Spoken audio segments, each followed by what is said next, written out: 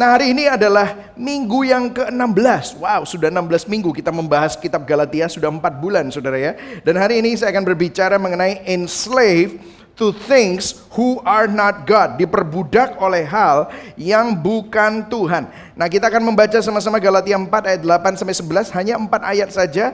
Tetapi kita akan membahas deep hari ini mengenai hal-hal yang memperbudak kita. Nah, saya akan bacakan yang putih, Galatia 4 ayat 8. Dan saudara baca yang oranye. Dahulu ketika kamu tidak mengenal Allah, kamu memperhambakan diri kepada Allah-Allah yang pada hakikatnya bukan Allah. Ayat 9. Tetapi sekarang sesudah kamu mengenal Allah, atau lebih baik sesudah kamu dikenal Allah, bagaimanakah kamu berbalik lagi kepada roh-roh dunia yang lemah dan miskin dan mau mulai memperhambakan diri lagi kepadanya. Kamu dengan teliti memelihara hari-hari tertentu, bulan-bulan, masa-masa yang tetap dan tahun-tahun. Ayat 11, aku khawatir kalau susah payahku untuk kamu telah sia-sia. Berbahagialah orang yang mendengar firman Tuhan dan melakukan dalam hidupnya dan memelihara dalam hatinya. Nah, saudara, kalau kita perhatikan, di sini dikatakan bahwa ada hal-hal yang bukan Tuhan hakikatnya memperhamba, memperbudak kita. Nah, tanpa kita sadari, ayat ini bukan hanya untuk orang-orang di zaman dulu, tetapi kita pun juga ada di dalam kehidupan kita. Hal-hal yang bukan Tuhan yang sering memperbudak kita. Nanti akan saya jelaskan dan saudara akan baru ngeh. Kita semua, tidak terkecuali, kita semua. Apa saja hal-hal yang bukan Tuhan ini? Nah, kalau kita perhatikan di sini, Galatia 4 ayat 8 dikatakan, dulu kamu tidak mengenal Allah. Kamu memperhambakan diri kepada Allah-Allah, kepada yang hakikatnya bukan Allah. Mengapa Rasul Paulus berkata begini? Karena begini, di mana banyak dari jemaat Galatia adalah orang Kristen baru yang punya latar belakang Yunani pagan. Yunani pagan itu penyembah berhala. Mereka tidak percaya Tuhan yang di luar ciptaan, tetapi mereka percaya Tuhan ada di dalam ciptaan. Dan mereka menyembah patung-patung dan yang lain-lain. Nah, mungkin saudara bilang, well, itu bukan kami. Nah, apa yang terjadi di Galatia? Kita udah belajar bahwa sekarang firman Tuhan berkata bahwa kamu sekarang udah kenal Tuhan. Lah, kamu kenal Tuhan dan sudah dikenal Tuhan, bagaimana kok kamu kembali lagi kepada roh-roh dunia yang lemah dan miskin dan mau memperhambakan diri lagi kepadanya?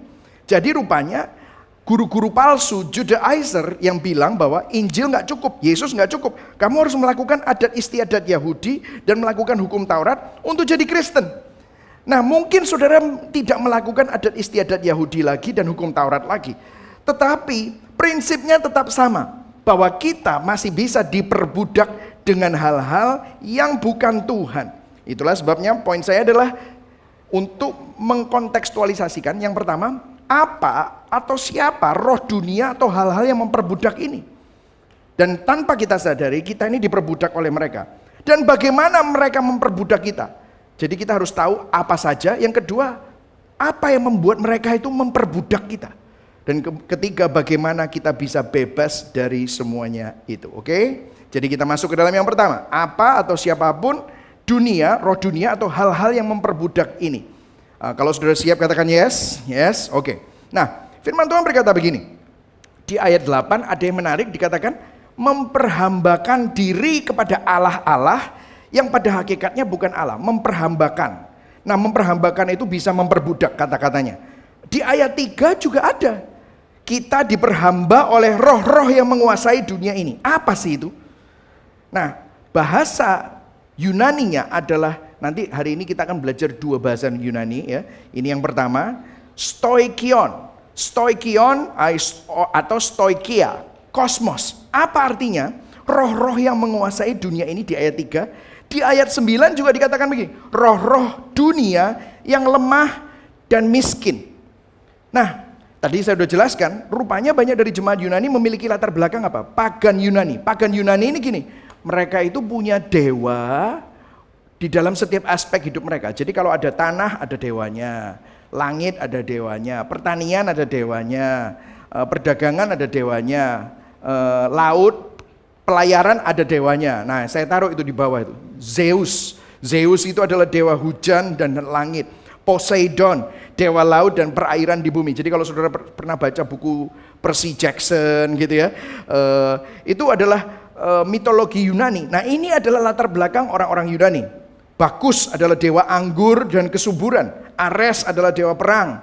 Aphrodite adalah dewi kecantikan, dewi cinta, seksualitas, kenikmatan, dan procreation, ya, prokreasi. Jadi kalau saudara lihat, stoikion itu adalah hal-hal yang mendasar, jadi kayak bertani, langit, tanah, tetapi ada roh-roh di balik setiap ciptaan yang akhirnya hal-hal yang mendasar ini disembah. Nah, ini yang menjadi problem. Nah, firman Tuhan tadi berkata, bahasa Inggrisnya adalah enslave, memperbudak, diperbudak to the elementary principle of the world. Oleh prinsip-prinsip dasar dunia. Nah, mungkin saudara bilang gini, pastor, ayat-ayat ini kan tidak berlaku bagi kita orang modern. Aku loh gak nyembah Zeus, aku gak nyembah Poseidon, aku juga gak nyembah berhala-berhala, kan aku orang Kristen. Tetapi kalau kita tidak hati-hati, banyak dari kita juga masih diperbudak. Kita diperbudak oleh prinsip-prinsip dasar dunia ini. Apa prinsip dasar dunia ini? Nah, saya akan jelaskan kepada saudara.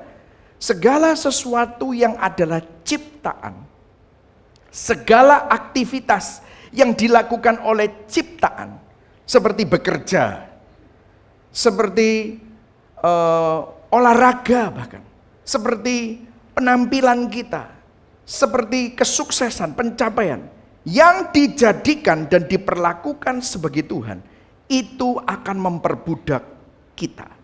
Jadi kalau kita lihat, Rasul Paulus sedang berusaha menjelaskan bahwa musuh Injil, alternatif dari menyembah Tuhan yang benar adalah penyembahan berhala. Nah, berhalanya mungkin bukan patung, berhalanya mungkin bukan hal-hal yang kelihatannya seperti dewa-dewa di zaman dulu, tetapi semua aktivitas ciptaan atau ciptaan itu sendiri. Istrimu bisa jadi berhala, pacarmu bisa jadi berhala, orang tuamu bisa jadi berhala. Hormat sama orang tua baik. Tetapi obsesi untuk menyenangkan orang tua bisa jadi berhala. Karena itu akan memperbudak kita. Jadi kita semua ini menyembah sesuatu. Kok bisa begitu? Karena memang dari awalnya kita diciptakan oleh Tuhan sebagai penyembah. Makanya kan saya selalu bilang, saudara tidak akan menemukan sekelompok babi hutan menyembah sebuah batu, nggak akan ketemu. Sekelompok monyet menyembah pohon pisang, nggak akan. Tetapi saudara pergi ke suku yang paling primitif manapun di dunia, saudara akan melihat mereka punya sistem penyembahan. Nah, tetapi manusia semakin kompleks, manusia semakin pinter, sekolahnya makin tinggi, S1, S2, S3, S-teler gitu saudara ya, S terus semua pinter, baca buku, yang menjadi berhala mereka bukan lagi patung, tetapi bisa karir, bisa kepinteran, ilmu pengetahuan. Apapun yang kita kejar, itu bisa menjadi berhala. Nah, setiap manusia adalah penyembah. Pertanyaannya, bahkan ada manusia bilang, aku gak percaya Tuhan. Mereka tetap menyembah sesuatu.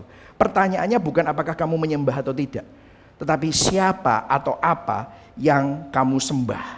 Ada saja orang yang menyembah uang, ada yang menyembah kesuksesan.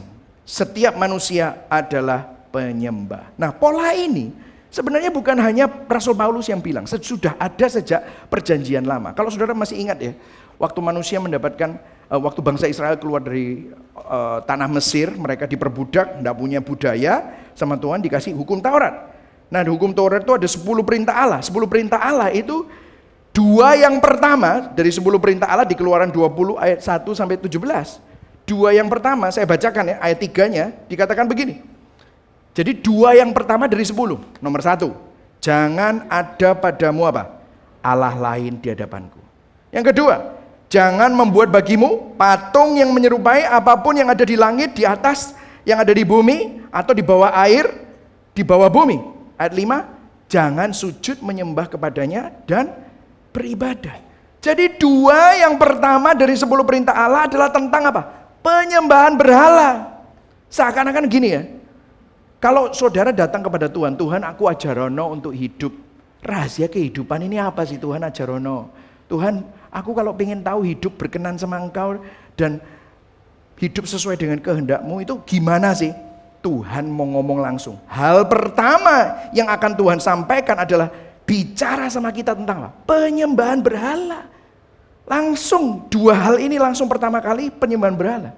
Ternyata penyembahan berhala itu sangat bahaya. Nah di perjanjian lama banyak cerita-cerita tentang berhala dihancurkan. Nah tapi kalau di perjanjian baru jarang. Karena apa? Masyarakatnya semakin advance. Tapi tetap saja hal ini masih ada. Nah salah satu petunjuk yang paling paling kelihatan menarik itu saya bisa bicarakan itu adalah di kitab 1 Yohanes. Nah di kitab 1 Yohanes ini ya, kalau saudara perhatikan kitab 1 Yohanes itu ada 5 pasal, ada 105 ayat. Isinya kitab 1 Yohanes itu apa? Supaya kita itu hidup di dalam terang. Kamu tuh sekarang anak terang, bukan anak gelap. Jangan hidup di dalam kegelapan. Kelakuanmu jangan seperti orang-orang yang ada di dalam kegelapan. Oke, puji Tuhan. Terus kemudian ada definisi kasih. Kasih. Titik 2, bukan kamu yang mengasihi Tuhan, tetapi Tuhan yang mengasihi kamu. Allah adalah kasih. Itu isinya 1 Yohanes. Hidup bersama Tuhan, bersekutu dengan Tuhan. Tapi yang aneh, 105 ayat. Jadi 104 ayat ngomongin tentang hidup dalam terang, bersekutu dengan Tuhan, hidup dalam kasih. Ayat yang terakhir aneh, ngomong gini. Seakan-akan gini. Itu semua baik ya. Terus, aku kelupaan satu. Nah, kayaknya seakan-akan gitu. Ayo baca sama-sama. 1, 2, 3. Anak-anakku, apa? Waspadalah terhadap segala berhala. Ini ayat yang terakhir di 1 Yohanes. Jadi 5 pasal itu, ayat terakhir bilang. Masa Yohanes itu kayak gini, lagi ngomong-ngomong tentang bersekutu dengan Tuhan. Terus, aku lali satu hal. Hati-hati ya sama berhala. Masa gitu? Enggak. Waktu saya selidiki, kenapa ya kok ayat ini kok bisa nyempil sendiri? Apa yang dimaksudkan? Maksudnya begini saudara, Rasul Yohanes mau menyimpulkan, kalau kita gagal untuk hidup dalam Tuhan, atau gagal untuk hidup dalam kasih, atau gagal untuk hidup bersekutu dengan Tuhan, kalau kita punya masalah dan pergumulan dalam hidup kita, sebenarnya kalau ditelusuri, itu adalah masalah penyembahan berhala. Penyembahan berhala. Loh kok bisa gitu pastor? Nanti saya akan jelaskan. Nah salah satu seorang yang namanya Martin Lloyd Jones, dia pernah berkhotbah eksposisi untuk ayat tadi. Ayat tadi itu satu ayat, dia mengeksposisikan. Terus dia cerita begini. Di dalam saya membaca khotbahnya ini ditulis tahun 1948. Ini khotbahnya. Jadi khotbahnya dibikin buku gitu saudara. Dibilang gini.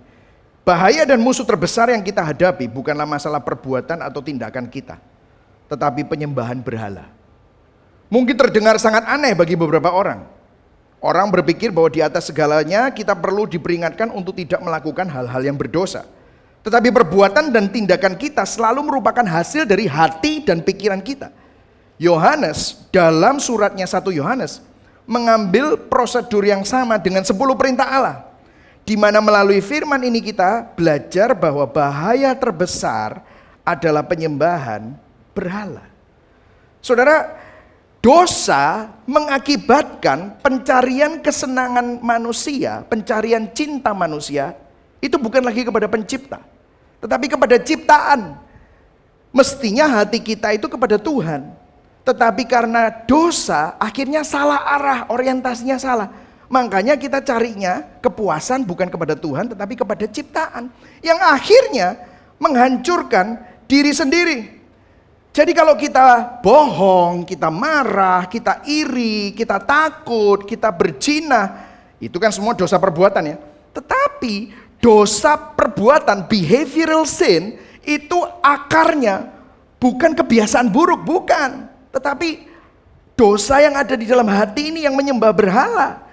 Dosa yang kita perbuat secara perbuatan itu bukan karena kita itu punya kebiasaan buruk, bukan. Tetapi karena ada motivasi hati yang membuat kita berdosa. Makanya Martin Luther di dalam katekismusnya bilang 10 perintah Allah itu yang nomor 1, nomor 2 itu jangan salah. Ini adalah dosa akarnya.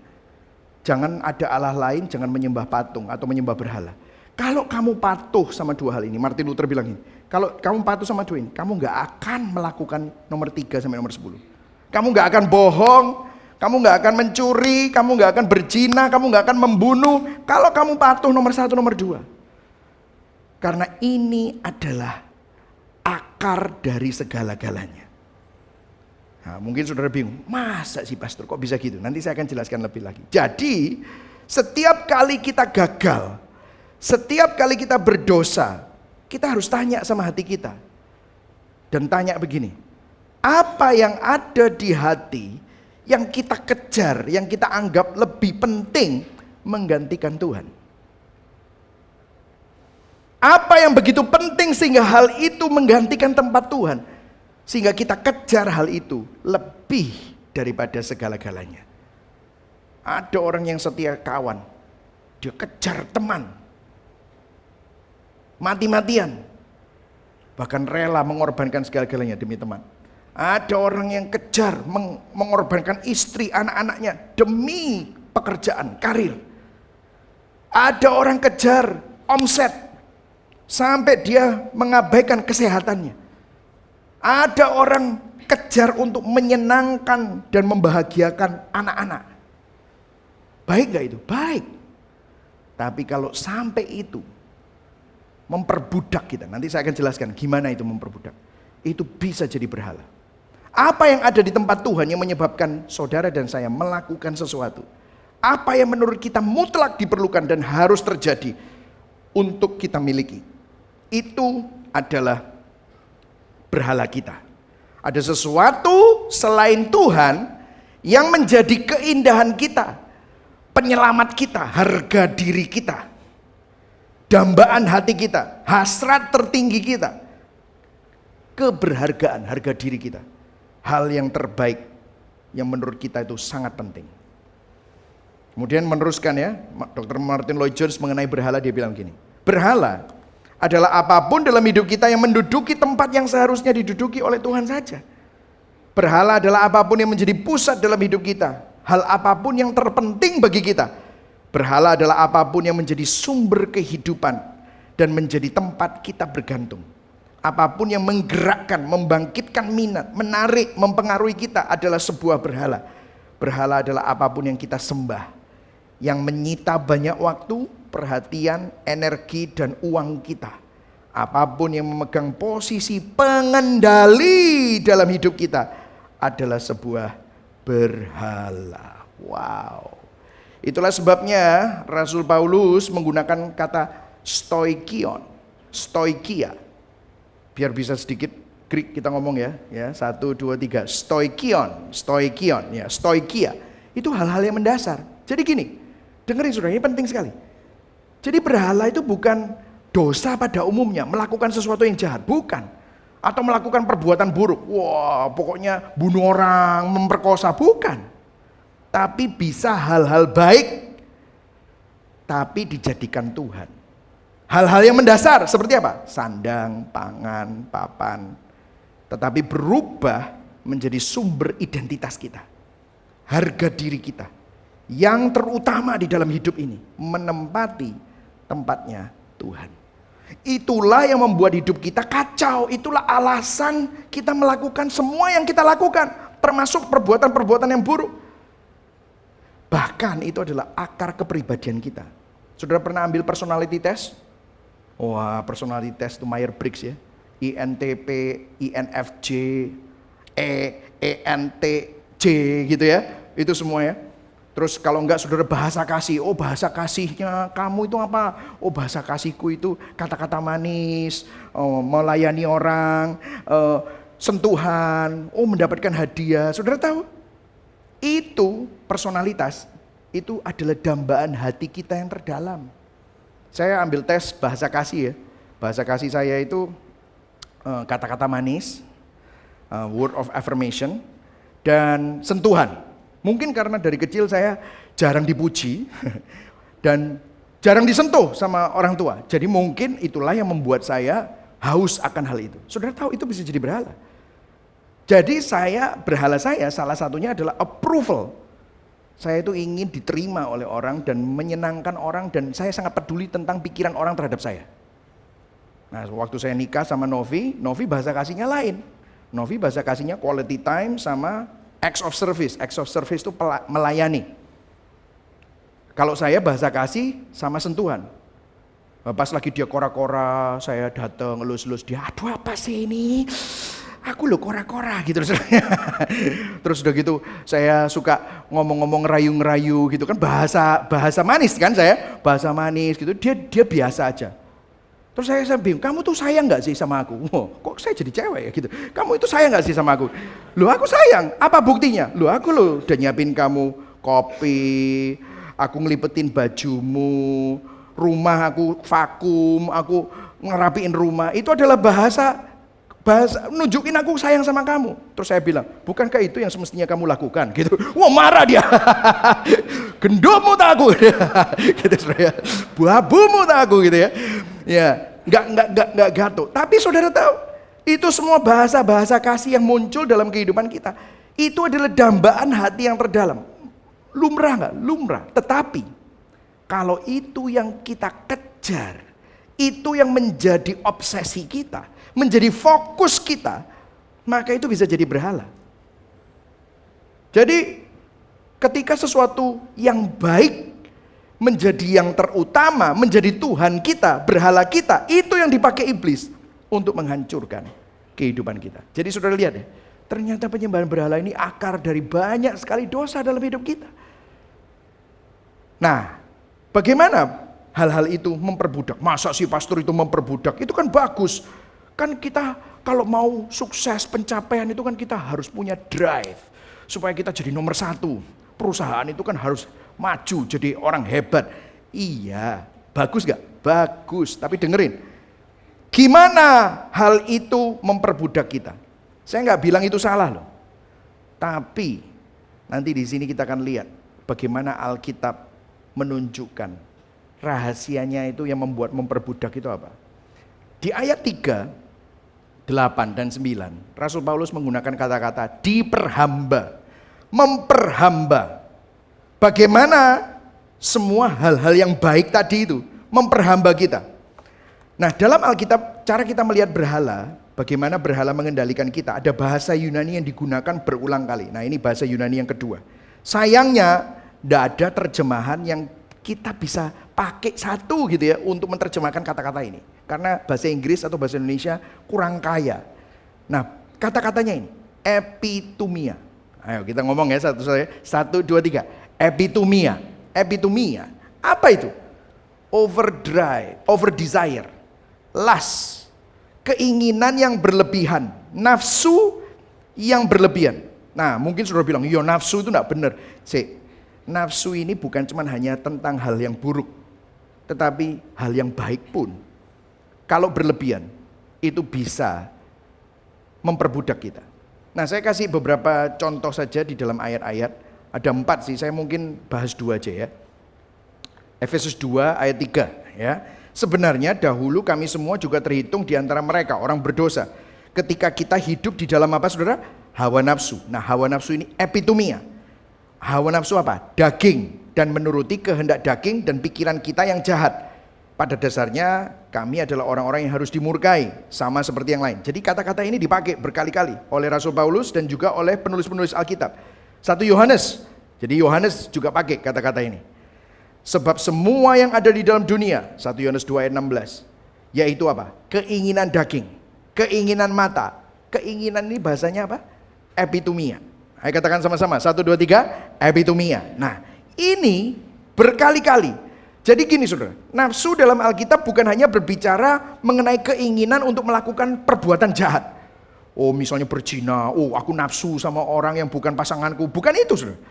Tapi nafsu di sini, di dalam Alkitab juga berarti saat kita memiliki keinginan yang berlebihan untuk sesuatu yang baik, akhirnya menciptakan berhala.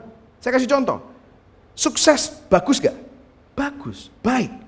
Tetapi waktu kita bernafsu berlebihan, keinginan yang berlebihan untuk menjadi sukses supaya dianggap orang, itu bisa jadi berhala yang memperbudak. Kalau kita kepingin terkenal supaya dianggap orang, karena sekarang masih ketek gitu misalnya saudara, contoh gitu ya, itu akan jadi berhala. Kalau kita bernafsu untuk mendapatkan cinta pacar saudara, itu bisa jadi berhala. Kalau kita Bernafsu untuk mendapatkan pencapaian. Karena kalau dapat itu, saudara nanti jadi merasa, aduh aku ini happy. Padahal belum tentu. Itu akan memperbudak. Kalau kita bernafsu yang berlebihan untuk membuat anak-anak kita hidup bahagia. Loh bagus gak? Bagus. Tapi kita obses tentang hal itu. Itu bisa jadi berhala. Jadi begini mekanismenya. Mekanismenya gini. Maka iblis itu akan pakai menggoda kita. Berhala itu akan datang gini. Kalau kamu punya aku, maka kamu akan bahagia.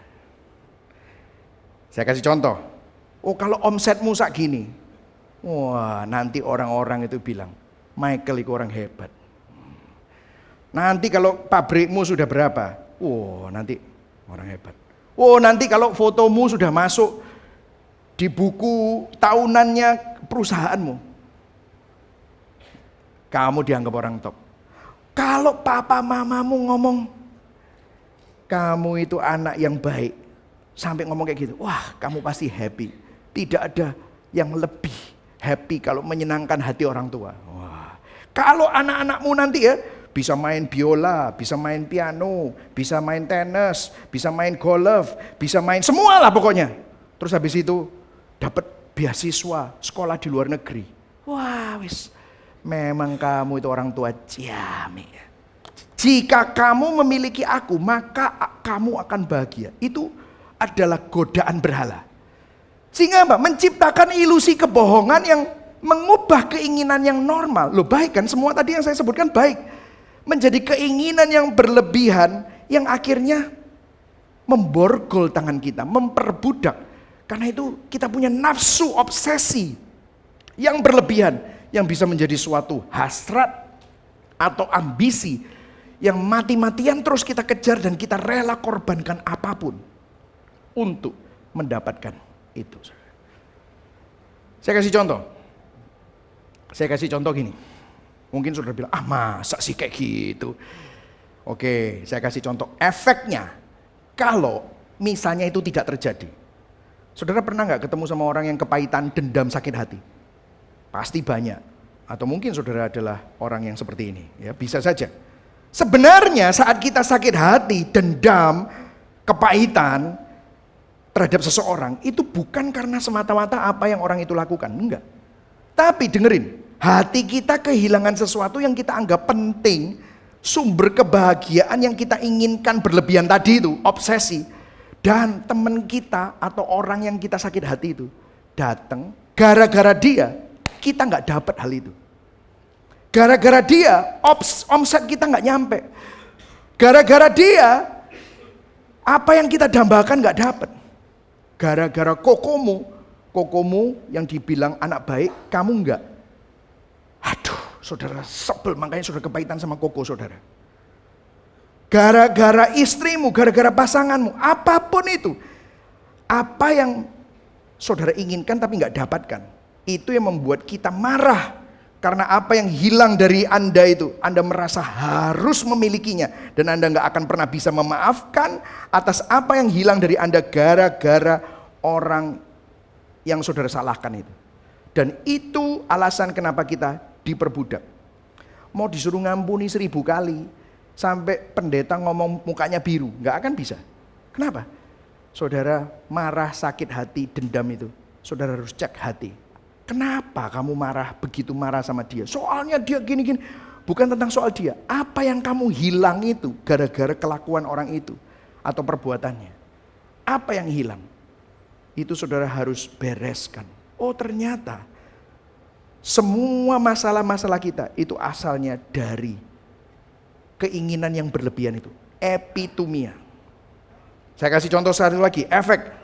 Misalnya kegagalan membuat orang apa? Rendah diri, minder. Nah dengarkan, penting sekali. Alasan mengapa kita merasakan rendah diri atau minder, itu bukan karena situasinya, bukan karena apa yang orang lain lakukan, bahkan dari kegagalan itu sendiri. Tetapi dengarkan, hati kita menghukum kita karena kita tidak dapat memenuhi memenuhi tuntutan dari apa? Berhala itu tadi. Kalau kamu dapat aku, kamu akan bahagia. Tapi kamu nggak bisa tuh dapat aku. Omsetmu nggak segini toh. Kamu bukan top producer toh. Mamamu bilang kamu anak yang enggak tahu terima kasih toh. Istrimu loh enggak even mau deket-deket sama kamu. Anakmu loh buktinya masuknya sekolah biasa. Mana? Kamu gagal toh. Jadi hal-hal itu kita nggak bisa beli rumah di tempat tertentu dengan luas tertentu. Itulah yang membuat kita memukuli diri kita sendiri. Hati kita menghukum kita. Kita tidak bisa mendapatkannya. Makanya kita merasa gagal. Kita nggak bisa bersyukur. Mau disuruh bersyukur 1000 kali pun nggak akan bisa. Karena ada yang hilang. Sudah mulai merasakan ini? Sudah bisa mulai mengidentifikasi? Nah dengarkan saudara, mungkin saudara nggak berbuat jahat. Anda nggak membunuh, nggak memperkosa, kelihatannya Anda berbuat baik. Tapi hal-hal itu, yang baik itu kalau dijadikan yang terutama, maka itu akan bisa memperbudak kita. Makanya di ayat yang ke-9 tadi Rasul Paulus bilang gini, loh dulu itu kamu belum kenal Tuhan ya maklumlah kamu diperbudak. Sekarang kamu kenal Tuhan. Bagaimana kamu berbalik lagi pada roh-roh dunia yang lemah dan miskin dan mau memperhambakan diri lagi kepadanya. Ternyata pelayanan pun, ibadah pun, kelihatan jadi orang rohani pun, itu bisa juga. Baik ya pelayanan? Baik. Beribadah baik ya? Baik.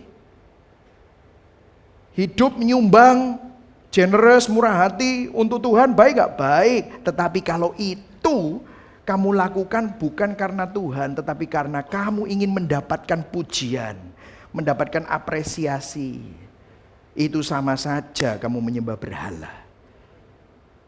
Dan kalau kamu tidak dapetin apresiasi, kamu nggak dapat pujian, atau mungkin kamu nggak dapat apa yang kamu mau, dan Tuhan tidak menjawab doamu misalnya, kamu marah, kamu sakit hati.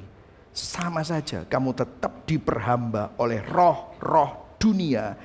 Epitomia, stoikion itu tetap aja memperhamba kamu. Saya kasih contoh lagi. Nih contohnya. Orang yang menyembah uang sering berpikir dia adalah pekerja keras. Loh, kerja keras bagus gak? Bagus. Tetapi kalau kerja keras itu kita bernafsu sampai kerja keras untuk mendapatkan sesuatu dan saudara pikir yang saudara mau dapatkan itu akan membawa kebahagiaan, identitas, sumber jati dirimu, maka saudara tetap saja saudara menyembah berhala. Orang yang menyembah anaknya sering berpikir mereka mengasihi anaknya. Kita pikir, loh aku melakukan semua ini untuk anakku. Tetapi saudara melakukan itu semua karena nafsu yang berlebihan, keinginan yang berlebihan untuk mendapatkan sesuatu supaya saudara nanti bisa bangga kalau anakmu seperti itu. Waduh, nanti aku bahagia. Begitu anaknya tidak mampu, begitu ada hal-hal yang tidak memungkinkan ini terjadi, begitu anaknya kurang ajar sedikit, tidak mau nurut, wah bisa marah. Jadi sebenarnya Anda tetap diperhamba. Orang yang menyembah pelayanan sering berpikir mereka melayani Tuhan dan mengasihi Tuhan. Loh aku mengasihi Tuhan, aku melayani Tuhan. Berapa banyak orang melayani Tuhan tidak dapat apresiasi, langsung apa? Berhenti pelayanan. Betul gak? Berapa banyak orang pelayanan begitu ada masalah dengan teman sepelayanan, teman se-CG, tidak cocok personalitinya. Apa yang terjadi? Wes, gak pelayanan-pelayanan, aku tak mundur aja. Loh apa? Kenapa? Kenapa kok bisa seperti itu? Kamu katanya melayani Tuhan. Kamu katanya hamba Tuhan. Loh kok bisa? Oh ternyata diperhamba oleh stoikion. Karena kita epitomia bukan sama Tuhan, tapi sama hal yang lain. Jadi hal-hal ini adalah hal-hal yang baik. Dan saudara, apapun yang kita kejar kalau itu bukan Tuhan dan itu adalah berhala, berhala selalu mengecewakan. Berhala tidak pernah menepati apa yang dijanjikan. Berhala tidak mampu menyelamatkan. Berhala selalu meninggalkan saudara dan saya kecewa, putus asa, sendirian dan hancur, saudara.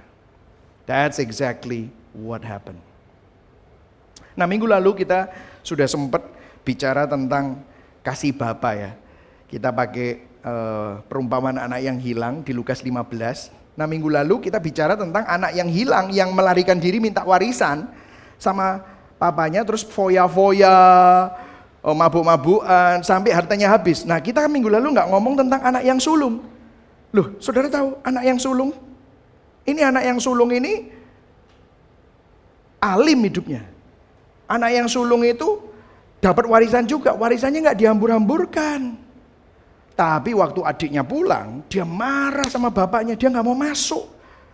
Kalau minggu lalu kita lihat bahwa anak yang hilang itu dicium oleh bapaknya, anak yang sulung ini dia ngambek sama bapaknya keluar juga. Loh kenapa kamu marah? Adikmu kan hilang, sekarang udah ditemukan. Dia ngomong kayak gini, ini baru ketahuan aslinya. Lukas 15 ayat 29, dia berkata gini, telah bertahun-tahun aku melayani Papa, belum pernah aku melanggar perintah Bapak. Mosok gitu ya. Ya kalau papanya bilang, oh mosok, ekstrim, ciamilan, suci. Nah ini loh saudara, gak kroso. Lihat, tetapi kepadaku, oh ini loh alasannya, belum pernah Bapak berikan seekor anak kambing untuk bersuka cita dengan sahabat-sahabatku. Wih, ternyata ujung-ujungnya apa? Kambing. Ujung-ujungnya. Untuk apa? Untuk dapetin penerimaan papanya. Loh. Terus papanya, kamu tuh selalu bersama dengan aku. Papanya ngomong gitu. Kamu selalu bersama dengan aku. Lihat, anak ini sangat bermoral loh, sangat baik, sangat religius. Kelihatannya dekat sama papanya, melakukan semua yang dikatakan papanya. Tapi tetap aja diperbudak. Betul? Kalau yang anak yang hilang kembali dia bilang, aku tak jadi orang upahan. Oh yang ini alim, nurut, dekat sama. Tetapi tetap aja pikirannya sama seperti orang upahan, budak. Jadi inti dari perumpamaan ini, Yesus mau bilang, baik anak yang hilang maupun anak yang sulung, kedua-duanya hilang. Gak satu pun dari anak-anak itu ngerti hati papanya. Keduanya hanya menggunakan bapaknya untuk dapetin sesuatu. Itulah berhala, saudara. Berhala itu membuat kita ingin jadi Tuhan. Mau in control karena punya agenda sendiri. Mau jadi penyelamat sendiri. Mau mengendalikan hidupnya sendiri. Poin dari Yesus, kamu mungkin gak seperti anak yang hilang. Kamu gak foya-foya mungkin. Kamu gak mabuk-mabukan dengan pelacur. Mungkin kamu bisa sangat alim beragama. Tapi hatimu menyembah berhala. Hatimu diperbudak oleh stoikion. Hal-hal yang kelihatannya baik. Tapi kamu nafsu berlebihan. Sehingga itu memperbudak kamu. Yesus mau bilang, orang beragama dan suka ibadah justru lebih bahaya. Karena mereka nggak sadar saat mereka ada di dalam perbudakan dan secara spiritual, mereka mati rohani. Nah, mungkin saudara bilang, wow. Waktu saya menyiapkan ini, saya pun juga harus bertobat, saudara. Saya bisa membuat pelayanan ini menjadi identitas saya. Pelayanan baik nggak baik. Tetapi kalau pelayanan menjadi identitas saya, jati diri saya, siapa saya di hadapan Tuhan, maka pencapaian lagi. Itulah hati manusia, begitu jahat. Itu yang memperbudak, makanya saya bisa marah. Jadi pertanyaannya begini, hal apa yang memperhamba kita yang bukan Tuhan? Hal baik kalau diangkat menjadi hal yang terutama, itu akan memperbudak kita. Dan kita bisa saja melakukan hal-hal yang baik. Tetap aja kita menyembah berhala. Jadi begini saudara. Saudara bisa alim, bisa rajin beribadah. Itu bisa memperbudak kalau kita melakukan itu semua untuk mendapatkan sesuatu. Sesuatu itulah berhalanya yang memperbudak kita. Nah pertanyaannya adalah, bagaimana kita bisa merdeka dari hal-hal ini? Sebenarnya Rasul Paulus memberikan petunjuknya. Nah ini petunjuknya. Dia bilang begini di ayat yang ke-9. Ayo baca sama-sama ya, kita sama-sama baca semua sampai yang di atas. 1, 2, 3. Tetapi sekarang sesudah kamu mengenal Allah, atau lebih baik sesudah kamu dikenal Allah, bagaimanakah kamu berbalik lagi. Jadi dia bilang begini, kalau kamu melakukan dua hal ini, kamu gak akan berbalik kok. Maksudnya gini, Rasul Paulus mengajarkan apa yang primer di dalam iman Kristen, apa yang penting di dalam iman Kristen. Iman Kristen itu bukan tentang disiplin rohani, kamu harus doa, baca Alkitab, ibadah, meskipun itu bagus ya, saya nggak menentang itu dan itu perlu dilakukan. Tetapi bukan tentang itu, bukan tentang perbuatan kita, bukan tentang apa yang boleh kita lakukan atau tidak boleh kita lakukan. Iman Kristen bukan tentang itu, tetapi lihat, dikatakan ini. Sesudah kamu mengenal Allah, atau lebih baik sesudah kamu dikenal Allah. Apa yang primer di dalam iman Kristen? Dengarkan saya. Ini adalah Injilnya, bahwa you are known by God. Kamu itu dikenal Allah. Meskipun kita ini gak layak untuk dikenal Allah, pada akhirnya apa yang membuat kita menjadi orang Kristen adalah bahwa Tuhan mengenal kita, Tuhan mengasihi kita, Tuhan telah memilih kita, Tuhan telah memberikan kasih karunia dan belas kasihannya kepada kita.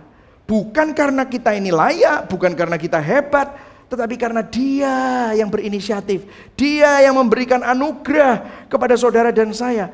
Itu adalah petunjuk bagaimana kita bisa lepas. Gimana pastor itu kok bisa membuat kita lepas? Oke. Ada salah satu ayat yang menunjukkan bagaimana Rasul Paulus bereaksi pada saat dia dihakimi dan dituduh dan difitnah yang enggak sama orang-orang. Di 1 Korintus 4 ayat 3-4. Dia bilang begini. Dia waktu bereaksi, dia dituduh, difitnah, diomongin yang enggak sama orang-orang.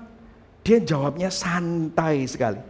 By the way, ini adalah versi AGS. AGS itu saya juga baru tahu. Ini ada versi Alkitab ini. AGS itu ada Alkitab gratis untuk semua. Wah, keren ya saudara ya, AGS.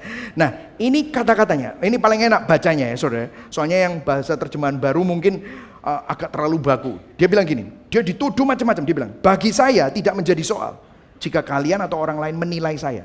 Bahkan saya tidak menilai diri saya sendiri. Saya tidak tahu jika saya melakukan perbuatan yang salah, tapi hal itu tidak membuat diriku benar. Tuhanlah yang berhak menilai saya. Dia bilang gini, harga diriku itu bukan dari apa yang kamu ngomongkan. Harga diriku, jati diriku itu bukan dari opini orang. Kamu bisa ngomong aku jahat, kamu bisa ngomong, tapi yang tahu hatiku itu Tuhan. Dan Tuhan yang berhak menilai saya. Dan Tuhan memberikan anugerah kepada saya. Aku dulu musuh gereja, aku dulu menganiaya gereja. Stefanus dilempari batu. Siapa yang nyuruh? Aku yang nyuruh. Tapi Yesus menghampiri aku. Seakan-akan Paulus mau ngomong kayak gitu. Jadi gini, gimana caranya ngalahin berhala? Dengarkan saudara. Berhala apapun membuat kita diperbudak oleh suatu penilaian orang. Jika penyembahan berhala kita itu adalah apa? Cari teman, pengakuan manusia, popularitas, maka hidupmu, naik turun hidupmu, kesedihan dan kegembiraanmu itu semua tergantung dari opini orang. Betul atau enggak? Makanya saya kan selalu ngomong gini, why are some people, kenapa kok orang itu spend money that they don't have, to buy the things that they don't need, to be approved by people that they don't like. Mereka menghabiskan uang yang mereka tidak miliki dengan hutangan, beli barang yang mereka tidak butuhkan, untuk apa? Untuk dianggap sama orang yang mereka nggak suka. Loh, ini diperhamba. Karena apa? Berhalanya adalah diakui. Prestasi, pencapaian, gelar. Maka saudara akan selalu tergantung sama pemikiran kolega-kolega Anda. Kalau ada yang orang yang mengkritik, bisa nggak tenang. Anda religius, Anda beragama, Anda rajin beribadah, maka Anda akan selalu berusaha untuk kelihatan rohani. Sehingga orang menganggap Anda sangat saleh. Jadi apapun itu selalu tergantung sama penilaian orang. Dan berhala itu selalu memperbudak kita sehingga kita tergantung sama orang ngomong apa, papa ngomong apa, keadaan ngomong apa. Jadi kita ini nggak bisa tenang. Kenapa? Keadaan dunia kan selalu naik turun. Orang ngomong ABC macam-macam. Hari ini bisa bilang bagus, besok bisa bilang jelek. Pagi-pagi bisa menerima, sore bisa menolak. Macam-macam. Ini membuat kita naik turun hidupnya. Tapi dengarkan, di dalam Injil, dengarkan. Performa kita tidak berarti. Dan tidak menentukan identitas kita. Yang penting adalah apa yang Tuhan pikirkan tentang Anda di dalam Kristus. Kenapa? Karena performa Kristus. Melalui performa Kristus bahwa Tuhan mengenal kita, Tuhan mengasihi kita, Tuhan memilih kita, Tuhan berkenan kepada kita. Bukan karena kita layak dikenal, bukan karena kita layak dikasihi, bukan karena kita layak dipilih. Kita lo mengkhianati Tuhan berkali-kali, kita lo gagal berkali-kali, bukan karena dia layak untuk memberikan perkenanannya kepada kita, bukan. Tetapi semata-mata karena dia berinisiatif dan memberikan anugerah kasih karunia kepada saudara dan saya. Yang setuju katakan amin. Itu, kenali Tuhan yang mengasihi kita. Kenali, kamu sudah dikenal Tuhan, Tuhan sudah memberikan anugerah, kenali dia. Jangan kejar berhala-berhala. Dengarkan saya. Berhala-berhala itu tidak pernah mati buat saudara. Berhala-berhala itu tidak pernah mencurahkan darahnya buat saudara. Kesuksesan, prestasi, orang-orang yang ngomong punya opini-opini itu tidak pernah bilang I will always be with you. Dia tidak pernah tergantung di atas kayu salib menggantikan kutuk kita. Tetapi Yesus, Tuhan sendiri memberikan dirinya karena begitu besar kasih Allah akan dunia ini. Sehingga dia mengaruniakan anaknya yang tunggal. Dia mengaruniakan, he gave. Untuk siapa? Saudara dan saya. Dan ini adalah kasih yang lebih besar. Ini adalah nilai yang lebih besar. Ini adalah harta yang lebih besar. Dengarkan, obat dari hati kita yang rusak orientasinya. Disorder love, the cure of your heart that is disorder is to find and experience greater love, greater value, greater treasure than what all the idols offer. Obat dari kasih kita yang rusak adalah menemukan dan mengalami kasih yang lebih besar, nilai yang lebih besar, harta yang lebih besar dari apa yang semua berhala itu tawarkan. Saya selalu memberikan ilustrasi. Kalau saudara sudah punya gadget yang paling canggih, saudara pergi ke mall, meskipun ada promo apapun, meskipun ada SPG cantik yang seksi bilang, "Kok sini ya, kok ini lo beli one get one free lo kok." Gitu. Saudara nggak peduli. Kenapa? Saudara udah punya yang lebih bagus. Kalau saudara mau minum kopi, makanya saya ini kalau diajakin orang, ngopi di sini, ngopi di sana, malas aku. Apa sih kok gaya kon iku gaya gitu. Gak, kopi nek bojoku sing gawe di rumah iku lu enak. Kenapa kok saya bisa bilang gitu? Karena saya udah nemuin kopi yang lebih enak. Kenapa kok saudara masih cari-cari? Karena saudara belum mengalami kasih Tuhan yang lebih besar. Saudara lupa merenungkan itu. Apa sih kasih yang lebih besar? Yesus bilang gini. Ini Yesus yang ngomong. Yohanes 15 ayat 13. Ayo baca sama-sama pelan-pelan. 1, 2, 3. Tidak ada kasih yang lebih besar daripada apa? Kasih seorang yang memberikan nyawanya untuk sahabat-sahabatnya. Ayat 14. Dengar. Kamu adalah sahabatku. Ayat 16. Bukan kamu yang memilih aku, tetapi akulah. Berikan tepuk tangan buat Tuhan. Wow, ini loh kasih yang lebih besar. Dengerin, layak nggak kita disebut sahabat? Nggak layak. Layak nggak kamu dipilih? Layak nggak saya dipilih? Nggak layak. Kalau Tuhan lihat resume saya, kalau Tuhan lihat hati kita yang bobrok penuh kejahatan, kita mengkhianati Dia, kita melacurkan diri, sudah dipilih jadi mempelai Kristus. Kita selalu berselingkuh sama berhala. Tapi Tuhan tetap pilih. Tuhan berikan nyawanya. Dengarkan, di salib Kristus memberikan nyawanya. Mendapatkan penilaian terburuk. Dikhianati, dikecewakan, dihukum, ditolak.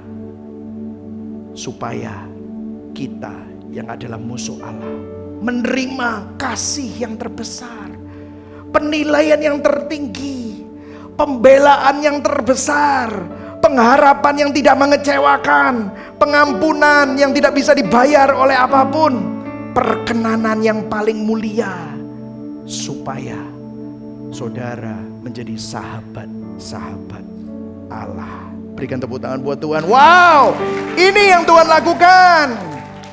Gimana kita ngalami ini? Pandang, renungkan karya salib Kristus. Only in the cross you will find and experience the greatest love, the greatest value, the greatest treasure. Hanya pada salib Kristus kita akan menemukan dan mengalami kasih yang terbesar, nilai dan harta yang terbesar dibanding semua berhala. Berhala itu gak pernah memberikan janjinya, menepati janjinya. Tapi Yesus, dia mati menggantikan saudara. 2 minggu yang lalu saya sempat menunjukkan diagram ini. Waktu engkau sadar bahwa Tuhan begitu kudus, tapi engkau sadar engkau begitu bobrok, begitu berdosa, jangan kejar yang lain, pandang salib. Jembatan yang menjembatani kekudusan Kristus dan keberdosaan kita adalah apa? Salibnya. Di mana kita sadar akan kecukupan Kristus. Sadar bahwa keindahan Kristus itu lebih dari segala-galanya. Agustin bilang begini, "You have made us for yourself, O Lord, and our heart is restless until it rests in you." Engkau menciptakan kami untuk dirimu, oh Tuhan. Dan hati kami begitu gelisah, resah. Sampai hati kami menemukan kedamaian. Menemukan rest hanya di dalam-Mu. Biarlah keindahan salib selalu menata ulang. Sehingga engkau enggak cari kopi-kopi lain. Karena engkau punya kopi yang termahal. Sehingga engkau enggak cari gadget-gadget lain. Karena engkau punya gadget yang termahal. Engkau gak cari kasih-kasih dari berhala-berhala yang lain. Karena engkau memiliki kasih yang terbesar. Pertanyaan reflektif. Apa yang hati kita inginkan? Epitomia secara berlebihan. Sehingga menggantikan tempat Tuhan. Coba telusuri. Kalau kamu berdosa, kamu tiap kali dosanya gak jauh-jauh dari situ-situ aja. Memperbudak kita. Apakah kita sudah temuin akar berhalanya? Temukan, apa itu yang suka menghakimi hatimu, yang hatimu suka hukum. Kita suka dihukum sama hati kita. Apa yang kita cari? Gimana kita mengatasinya? Bertobat dari melihat ciptaan atau berhala untuk memuaskan sesuatu di dalam hati kita, di mana hanya Tuhan yang bisa memuaskan itu. Pandang salib Kristus, renungkan karya salibnya, alami kasihnya. Kristus menyerahkan nyawanya di atas salib bagi kita yang mengkhianati Dia, supaya kita yang adalah musuh Allah menjadi sahabat-sahabatnya. Ingat itu, renungkan itu, maka saudara akan bisa tenang. Oh, ternyata itu semua ilusi, itu semua palsu. Aku gak perlu hidup karena itu. Yang setuju katakan amin. Mari sama-sama kita bangkit berdiri.